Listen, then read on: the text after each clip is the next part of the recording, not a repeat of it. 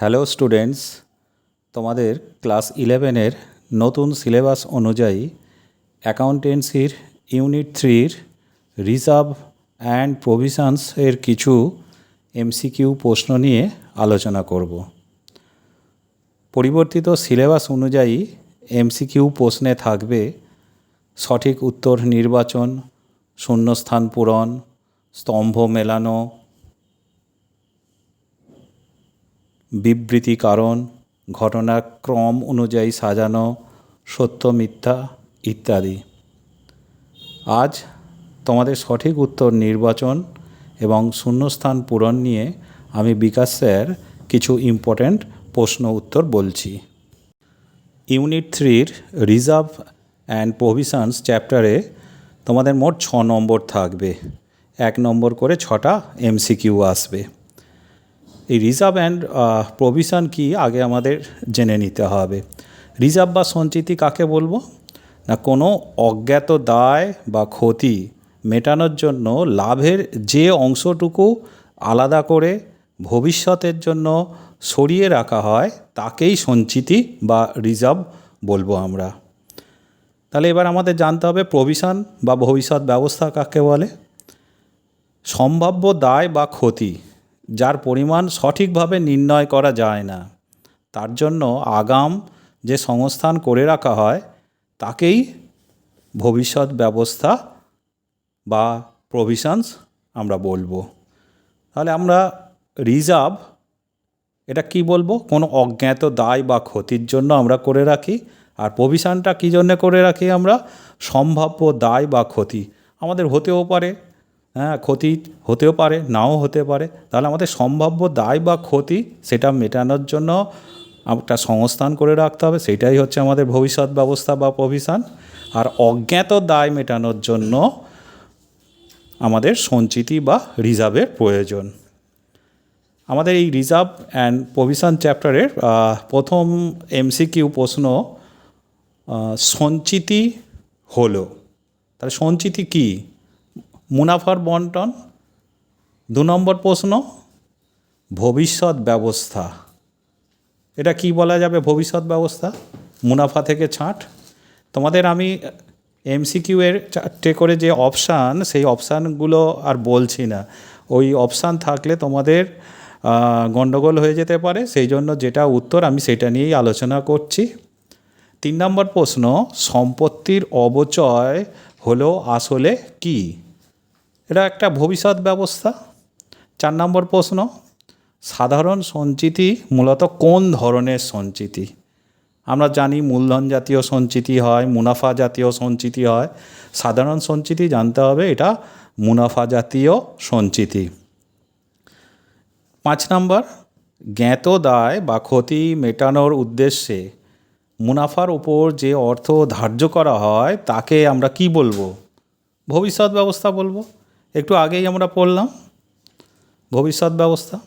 6 নম্বর প্রশ্ন অজ্ঞাত কোনো দায় বা ক্ষতি মেটানোর উদ্দেশ্যে মুনাফা থেকে কোনো অর্থ সরিয়ে রাখা হলে তাকে কি বলে, সঞ্চিতি বলে।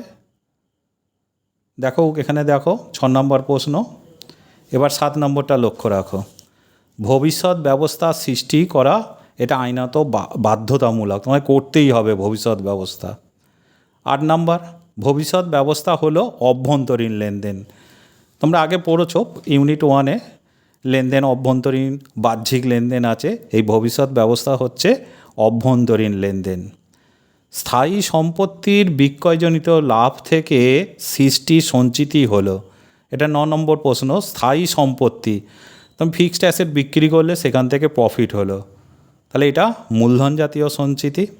10 নম্বর সঞ্চিতি তহবিলের অর্থকে কোথায় বিনিয়োগ করা হয়, কোথায় বিনিয়োগ করা হবে, আমাদের যে সঞ্চিতি তহবিল সৃষ্টি হচ্ছে আমরা ওটা তহবিলটা কোথাও এক জায়গায় না রেখে কোথাও যদি আমরা ইনভেস্ট করি তো কোথায় করব, কারবারে করব না কারবারের বাইরে করব, কারবারের বাইরে করলেই ভালো, সেই জন্য আমাদের এখানে উত্তরটা হবে কারবারের বাইরে।